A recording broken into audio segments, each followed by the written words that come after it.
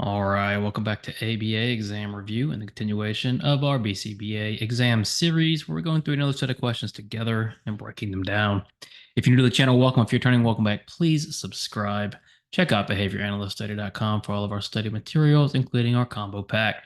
When you pass your exam, please let us know so we can include you in the Sunday shout out. Work hard, study hard. Let's get going. A behavior analyst conducts a functional analysis on a client's self-injurious behavior. During the first condition, the client is given a task demand. If the client engages in self-injury, the task is removed. The analyst ends up removing the task demand several times during the 5-minute session. What does this suggest? When we think about functional analysis questions, at first they can be intimidating, but once you get a hang of them, they're actually very straightforward. Just think of functional analysis as giving the behavior what it wants in order to determine or to hypothesize why does that behavior exist. So in this case, we're looking at a client's self-injury. We're doing our first condition and we're giving the client a task demand. Now, immediately when you hear task demand, we should start thinking escape, because again, the whole purpose of the functional analysis is to give the behavior what it wants in order to hypothesize a function.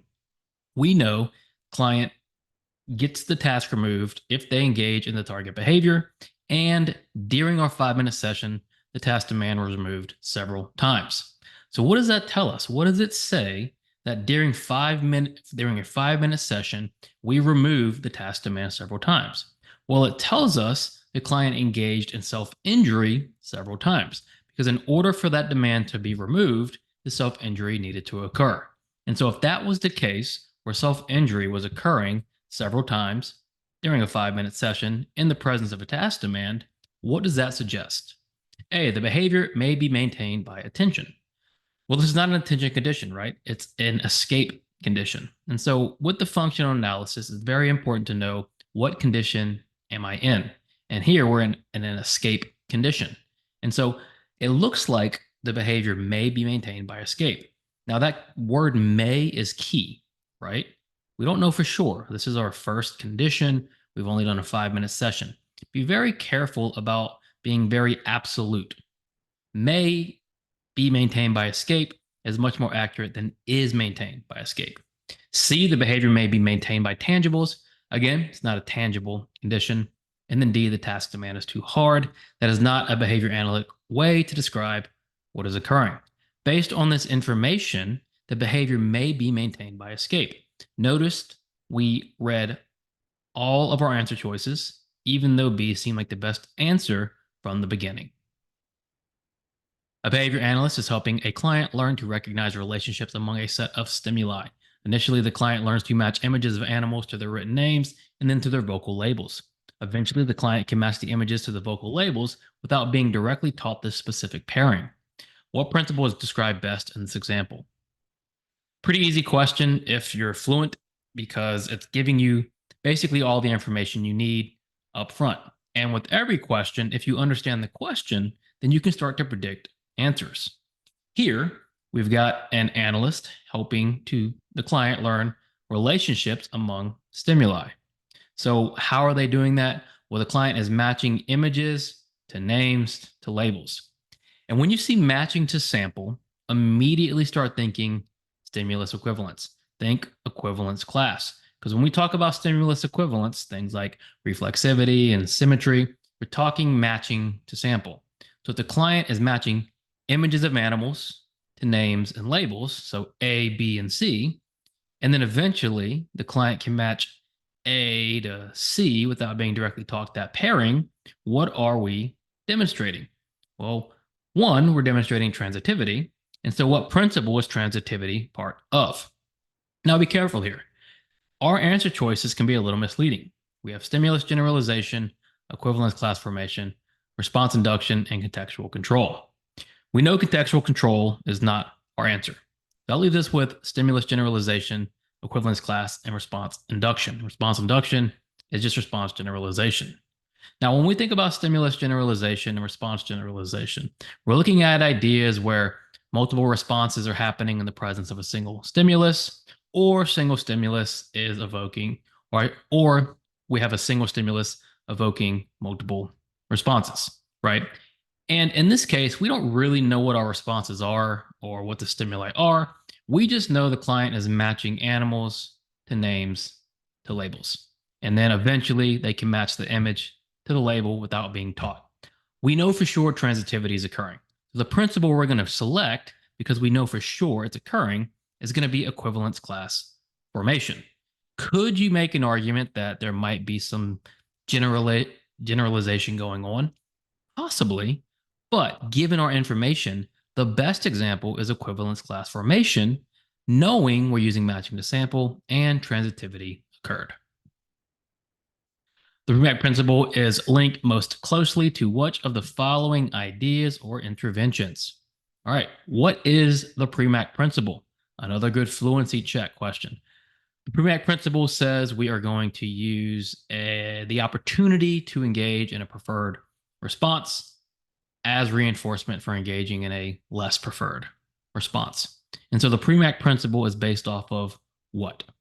A, response deprivation hypothesis. Well, that says if you deprive someone of the ability to respond or a certain response, then it becomes more valuable. That's exactly what the Premack principle is taking advantage of.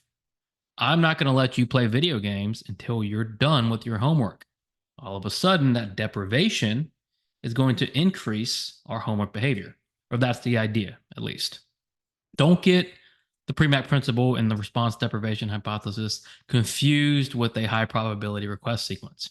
With the high P request sequence, we're starting off with the high probability responses, leading to the low probability response. So be very careful about conflating the two. They're very different things. Premack principle, high probability request sequence, not the same thing. Don't get those two confused.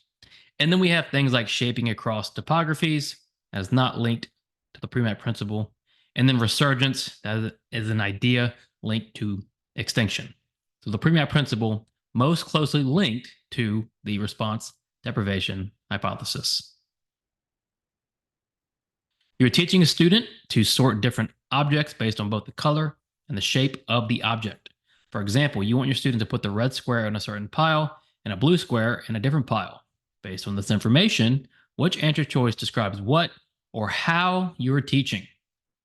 All right, interesting question, because the question is asking you to describe what or how you're teaching. So you could be teaching something, or you might want to describe how you're teaching.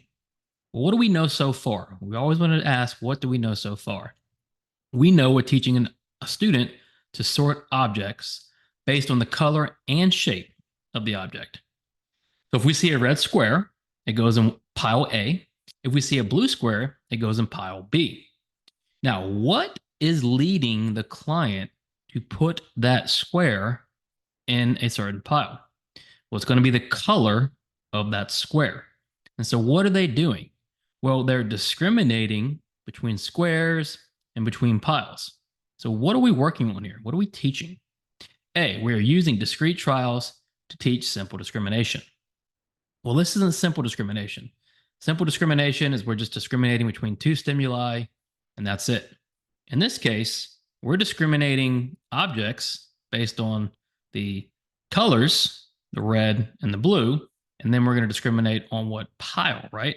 And so our discrimination here is conditional upon the color. So B, you are using differential rates of lower behavior to reduce mistakes. Or we're not using differential reinforcement of lower rates. We're not trying to reduce mistakes here. We're not setting criterion and going below. So B does not fit. C, you are training your student on conditional discriminations. Yes, if we have a red square, it goes in pile A. If we have a blue square, it goes in pile B. Those piles and those squares are conditional based on the color. Discrimination is conditional based on the color. And then D, you're using conditioned motivating operations to encourage sorting behavior. We're not discussing conditioned motivating operations here. Like B, D does not fit. So don't get confused by answers that have no business even being considered. Our answer is going to be C. We're training our student on conditional discriminations.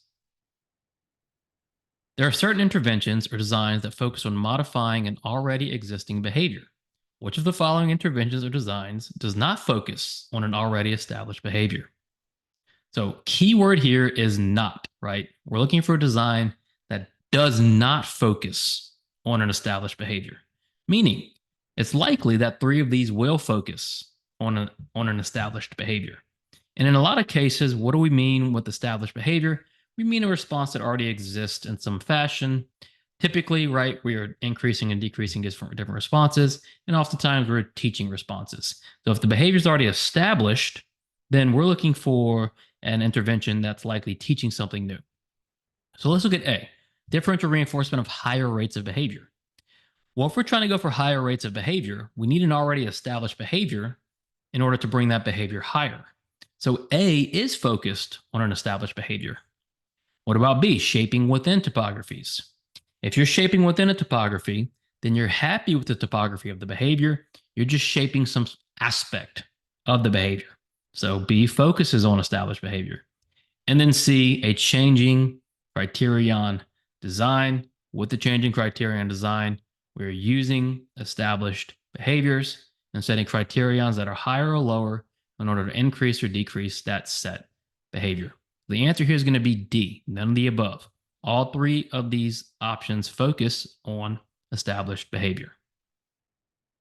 Thank you for watching. Be sure to check out behavioranalyststudy.com for all of our study materials. Be sure to subscribe. We are going to start our 6th edition content here very soon, right? So we'll still have 5th edition content for those looking for the 5th edition content still. And then as we move towards the new task list, we're going to be prepared and we're going to be here for you, for everyone who's looking for that 6th edition content that is coming as well. So be sure to subscribe. A lot of great things coming. As always, work hard, study hard. See you soon.